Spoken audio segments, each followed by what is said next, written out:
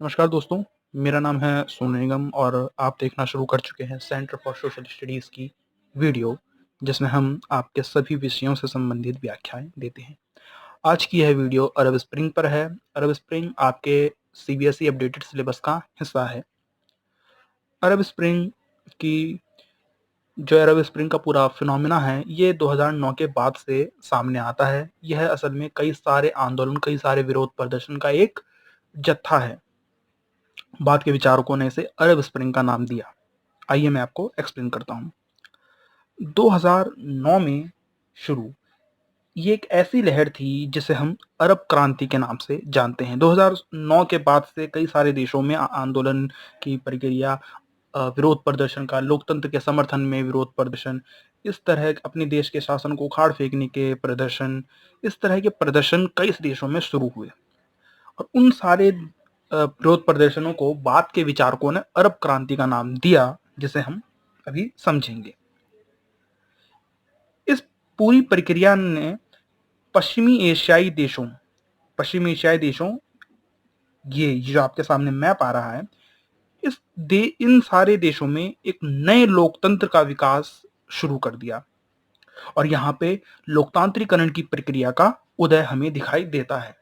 कहने का मतलब ये है कि इन सभी पश्चिमी एशियाई देशों में जो अरब कंट्रीज के जो पश्चिम की अरब कंट्रीज हैं, इन सभी देशों में एक एक करके लोकतंत्र के समर्थन में और अपने यहाँ के जो शासन है, जो तानाशाही थी, जो राजतंत्र था, उस शासन के को पलटकर लोकतंत्र की स्थापना करने के लिए विरोध प्रदर्शन शुरू होते हैं और यहाँ पे पूरी लोकतंत्र की एक प्रक्रिया दिखाई देने लग जाती है, लोकतांत्रिकरण की एक प्रक्रिया दिखाई देने लग जाती है।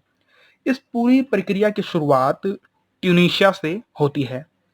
ट्यूनीशिया, ये जो एरो के नीचे आपको एक ब्लैक कलर का छोटा सा देश दिख रहा है, ये ट्यूनीशिया है। इस पूरे अरब क्रांति की जो शुरुआत होती है, ट्यूनीशिया से ही होती है और अरब क्रांति की जो जड़ें हैं, या यूं कहें कि अरब क्रांति जहां से शुरुआत होती है मजबूत होना, वो भी ट्यूनीशिया ही है। तो अरब क्रांति की जो जड़ें हैं वो तब मजबूत होती हैं जब जनता का जो संघर्ष था, जो उनका विरोध प्रदर्शन था, वो असल में भ्रष्टाचार, बेरोजगारी, गरीबी, इन सब के खिलाफ था। लेकिन बाद में ये जो संघर्ष था पूरा एक राजनीतिक आंदोलन में बदल जाता है। ऐसा इसलिए होता है क्योंकि वहां की जनता को लगता है कि उनके सामने जो जो समस्याएं आ रही है, चाहे वो भ्रष्टाचार की हो, चाहे वो बेरोजगारी की हो, चाहे वो गरीबी की हो, या उनके जो मानवाधिकार का हनन हो रहा है, ये सारी जो समस्याएं हैं वो उनके देश पर काबिज ये जो निरंकुश तानाशाही थी, जो 30-30 साल, 25-25 साल, 20-20 साल से वहां पे जो तानाशाही काबिज थी, उनके कारण यह समस्या उत्पन्न हुई है। अब ये सारी समस्याएं को लेकर जो संघर्ष चलते हैं वो धीरे धीरे ट्यूनीशिया में जो लोकतांत्रिकरण के लिए, जो लोकतंत्र की मांग को लेकर जो आंदोलन चलते हैं, बाद में वो धीरे धीरे, जैसे कि मैंने आपको बताया कि बाद में वो धीरे धीरे अन्य मुस्लिम बहुल्य जो देश थे, जो अरब के जो पश्चिम एशिया के जो देश थे जहाँ पे मुसलमानों की तादाद बहुत ज्यादा है, वहां पर भी ये फैलना शुरू हो गया। चाहे वो यमन हो, बहरीन हो, लीबिया हो, सीरिया हो, इन सारे देशों में धीरे धीरे ये जो आंदोलन थे ये धीरे धीरे फैलना शुरू हो गए। इस आंदोलन की परिणति ये हुई कि सभी देशों में कुछ ना कुछ बदलाव देखे गए। होस्नी मुबारक जो मिस्र के राष्ट्रपति थे, वो 1989 से, यानी कि लगभग 30 साल से शासन में बने हुए थे और उनकी सत्ता का भी अंत इन्हीं लोकतांत्रिक प्रदर्शन के कारण हुआ जो मिस्र में भी शुरू हो चुके थे। हुस्नी मुबारक की सत्ता भी उन्हीं लोकतांत्रिक प्रदर्शन की वजह से हुई। लगभग 16-17 दिन तक लगातार वहां पे विरोध प्रदर्शन चला और 2011 में अंत में जाकर उनको शासन से उन्होंने त्याग अपना दिया। इसी तरह के जो प्रदर्शन थे वो जो लोकतंत्र की मांग को लेकर चल रहे थे, वो अरब स्प्रिंग की बयार के चलते, अरब स्प्रिंग के उस दौर में धीरे धीरे यमन में भी फैला, बहरीन में भी फैला, लीबिया में भी फैला, सीरिया में भी फैला और इस तरह से ये अरब स्प्रिंग, यानी कि ये जो पूरा आंदोलन का जो पूरा दौर था, ये पूरे अरब में, पूरे पश्चिमी अरब में, जो पूरा का पूरा पश्चिमी एशिया है, वहां यह फैल गया। हालांकि विद्वानों का ये मानना है कि अगर देखें तो ट्यूनीशिया के अतिरिक्त और किसी भी देश में ये जो विरोध प्रदर्शन हुए, इनकी वजह से किसी और देश में कोई फायदा नहीं हुआ। केवल ट्यूनीशिया में ही जो है डेमोक्रेसी यानी कि लोकतंत्र की स्थापना हुई। बाकी देशों में इसके त्रासदी भरे परिणाम ही सामने आए। कहीं गृह युद्ध चल रहा है, कहीं जो है सैनिक विद्रोह हुआ, कहीं जो है तानाशाही ही रही, कहीं जो है राजतंत्र ही रहा। मगर ट्यूनीशिया में ही इसका सफल हम मान सकते हैं कि वहां पे जो विरोध प्रदर्शन चले वो सफल रहे। आगे अगर हम बात करें कि अरब स्प्रिंग के क्या कारण रहे, यानी कि ये जो विरोध प्रदर्शन इतने बड़े पैमाने पे चले, वह इसके क्या कारण थे, तो इसका मुख्य कारण तो यही था कि वहां की जो सरकारें थी, जो उन देशों की सरकारें थी, जैसे कि जो राजतंत्र था, तो राजतंत्र में किसी अन्य राजनीतिक गतिविधि की जो है अन्य राजनीतिक गतिविधि की इजाजत नहीं थी।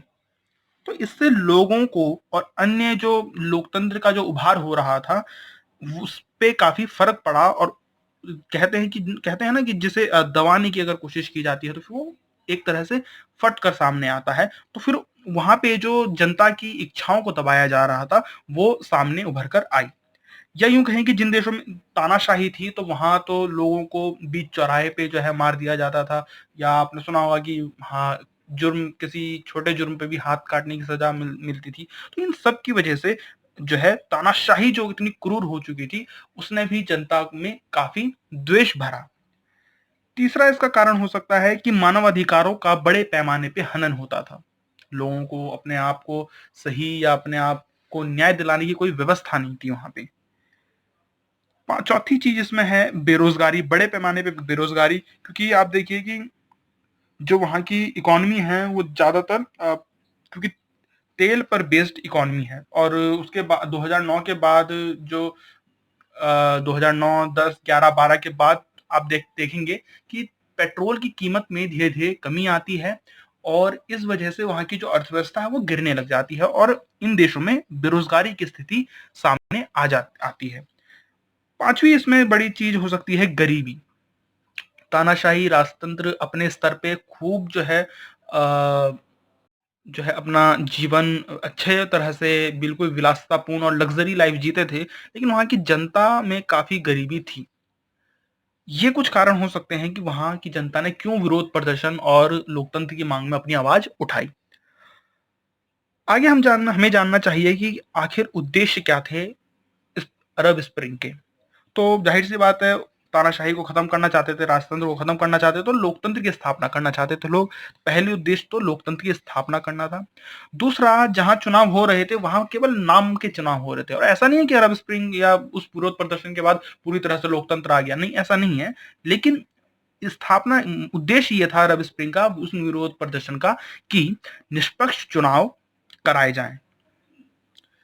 तीसरी चीज थी मानवाधिकार का स्थापना किया जाना चाहिए, यानी कि जो यूनाइटेड नेशन का जो एक तरह से मैनिफेस्टो है, जिसमें कई सारे मानवाधिकार की घोषणा की गई है, उसे लागू किया जाए।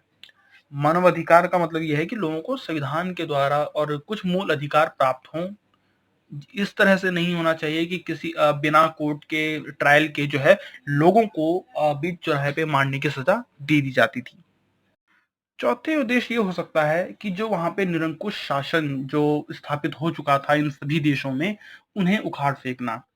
जैसे कि आपको पता है कि जैसे गद्दाफी जो थे, वो इतने लंबे समय से उनकी तानाशाही वहां बरकरार थी लीबिया में, कि वहां की जो जनता थी, उनका विरोध प्रदर्शन इतना ज्यादा बढ़ गया।